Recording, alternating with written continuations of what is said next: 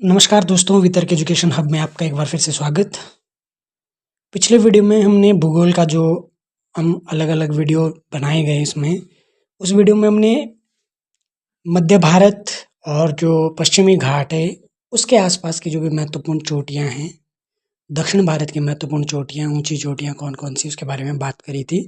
चूँकि हम सब जानते हैं कि भूगोल एक ऐसा सब्जेक्ट है जो बहुत ही कंसेप्चुअल है। अगर आपके दिमाग में इसकी क्लैरिटी हो गई, टॉपिक की क्लैरिटी हो गई, कोई भी टॉपिक आपके समझ में आ गया, तो वो समझ में आ जाता है, उसको आप भूलते नहीं हैं। इसलिए उसका कंसेप्ट क्लियर होना बहुत ज़रूरी है। और कुछ टॉपिक ऐसे होते हैं जो लगभग हर एग्ज़ाम में हो, चाहे किसी भी स्टेट का पीसीएस हो या किसी स्टेट के ग्रुप सी के एग्ज़ाम हो या रेलवे के एग्ज़ाम हो, हर हर एग्ज़ाम में उस पर्टिकुलर टॉपिक से क्वेश्चंस पूछे ही जाते हैं। तो आज एक और महत्वपूर्ण टॉपिक है जिसके बारे में हम बात कर रहे हैं। वो टॉपिक का नाम है भारत के महत्वपूर्ण दर्रे यानी पास और महत्वपूर्ण आइलैंड्स, जो भी इंडिया के आसपास के जो भी द्वीप हैं और भारत के हिमालय के क्षेत्र के, पश्चिमी घाट के और पूर्वी भारत के जो भी दर्रे हैं यानी पासेज, उनके बारे में बात करेंगे। तो दर्रे का सबसे पहले कंसेप्ट देखते हैं। तो पहाड़ों के बीच से होकर गुजरने वाला एक संकरा रास्ता, जो पहाड़ियों और पर्वतीय क्षेत्रों में आवागमन के लिए प्राकृतिक मार्ग होता है। हम सब जानते हैं कि प्राचीन काल में इस तरीके की तकनीकी बहुत विकसित नहीं थी।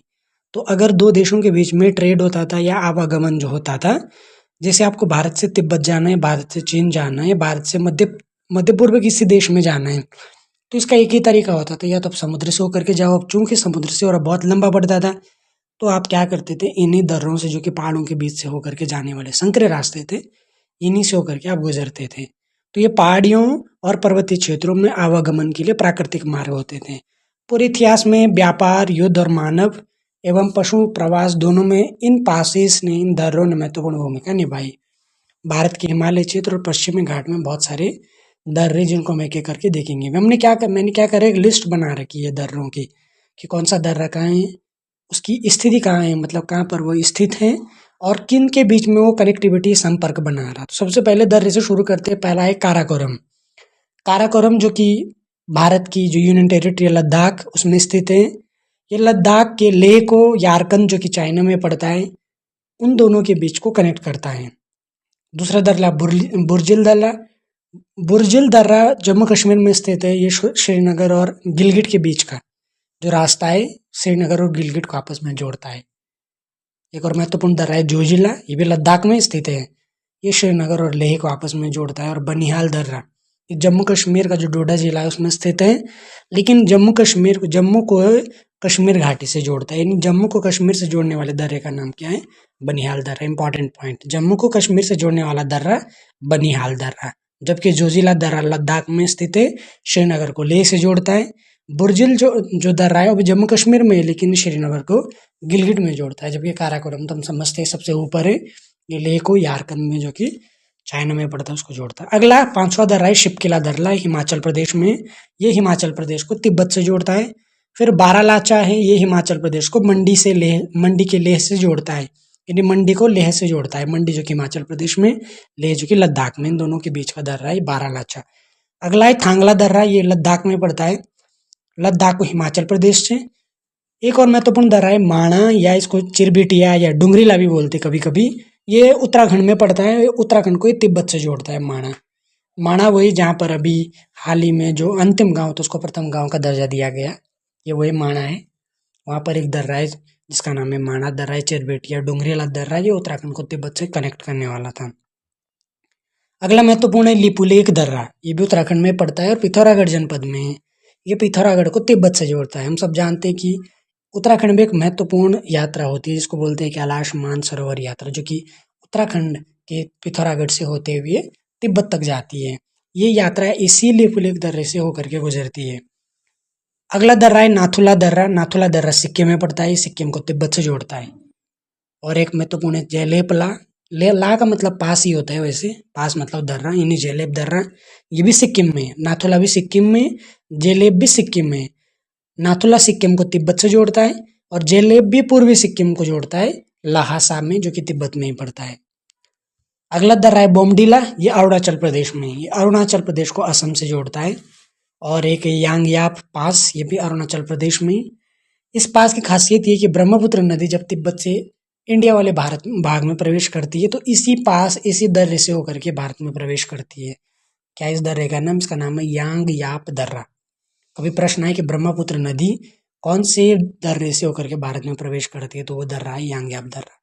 अगला प्रश्न, दिफलू और पांगसाउ दर्रा, ये भी अरुणाचल प्रदेश में, ये भारत और म्यांमार के बीच की जो बाउंड्री है उसमें स्थित है। और अगला दर्रा है तुजू पास, ये मणिपुर में स्थित है। ये ही इम्फाल जो कि मणिपुर की राजधानी है, उससे म्यांमार को कनेक्ट करता है। तो ये कुछ महत्वपूर्ण दर्रे थे जो कि हिमालय के या पूर्वी भारत के दर्रे थे। अब इसके बाद चलते हैं हम पश्चिमी घाट। हम सब जानते हैं वेस्टर्न घाट में भी कुछ पास है महत्वपूर्ण दर्रे हैं।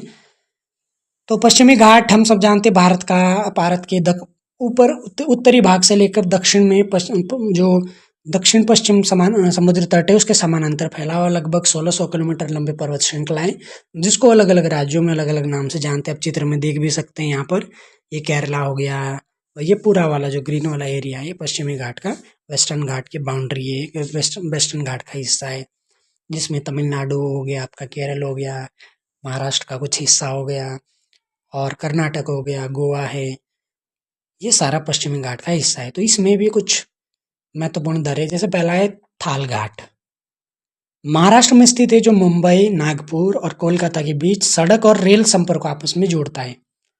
और एक और है भोर घाट, जहाँ घाट आप देखें थाल घाट, भोर घाट, ये जनरली महाराष्ट्र में ही है। तो थाल घाट महाराष्ट्र में, भोर घाट भी महाराष्ट्र में। ये मुंबई, पुणे, बेलगाम और चेन्नई के बीच के रेल और जो सड़क की कनेक्टिविटी है उसको जोड़ता है।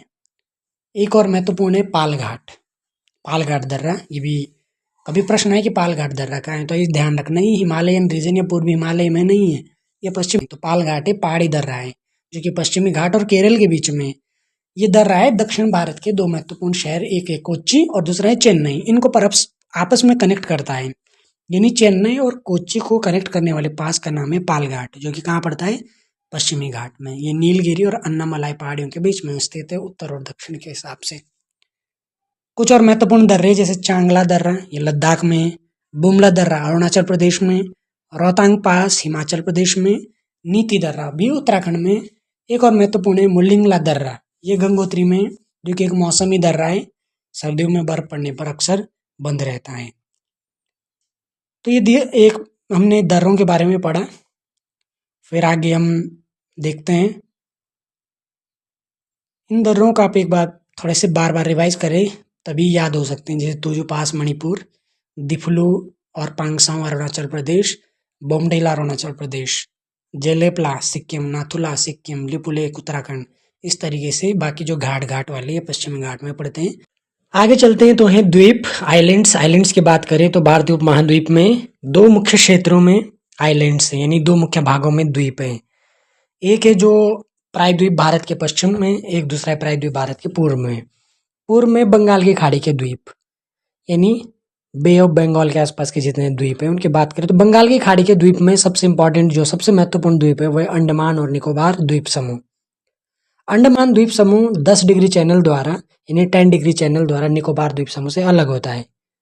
और अंडमान द्वीप समूह की सबसे ऊंची चोटी का नाम है सैडल पीक, जिसकी ऊंचाई 732 मीटर है और ये नॉर्दर्न अंडमान द्वीप समूह में स्थित है।